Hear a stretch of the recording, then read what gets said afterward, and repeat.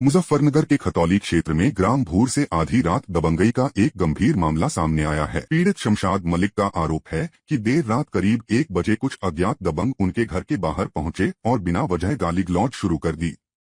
आरोप है कि इन लोगों ने घर के गेट को तोड़ने की कोशिश की और शमशाद के बाहर आने पर उनके साथ हाथापाई का प्रयास किया। शोर सुनकर पड़ोसी मौके पर पहुंचे और किसी तरह पीड़ित को बचाया। पूरी घटना सीसीटीवी में कैद है। पीड़ित ने थाना खतौली में तहरीर देकर कहा है कि आरोपी बदमाश प्रवृत्ति के हैं और पहले भी कई घटनाओं में शामिल रहे हैं, जिसके चलते उन्हें जानमाल का खतरा है। पुलिस ने मामले की जांच कर सख्त कार्रवाई का आश्वासन दिया है। जी, मेरा नाम शमशाद है जी। रात लगभग करीब 1 बजे मेरे घर पे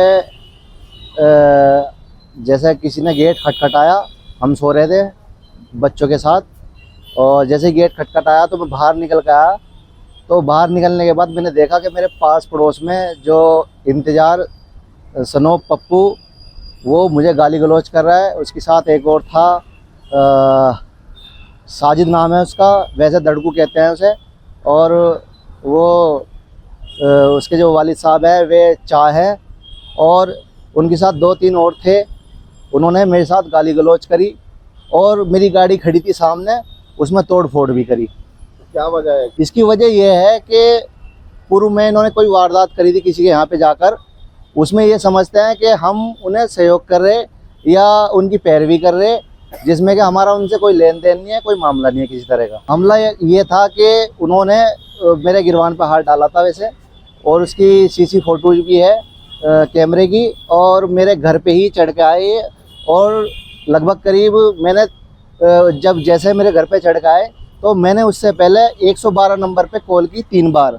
वो तीनों बार लगी नहीं, तो फिर मैंने तभी हमारे भूर चौकी इंचार्ज है तेजवीर सिंह जी, तो उन्हें फ़ोन करा तो उन्होंने चीता भेजा। 3 पुलिस वाले आए। जब तक वे पुलिस वाले आए वे भाग गए।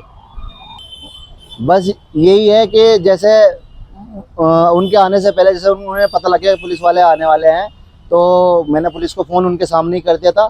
तो उन्होंने मुझे जान से मारने की और मेरे बच्चों को और मेरे परिवार के किसी भी सदस्य को कहीं भी अकेले मारने की धमकी दे के गए। वे कर सकते हैं कुछ भी ऐसी हरकत, क्योंकि वे दबंग किस्म के लोग हैं, और पूर्व में भी कई मुकदमे उन पर चल रहे हैं।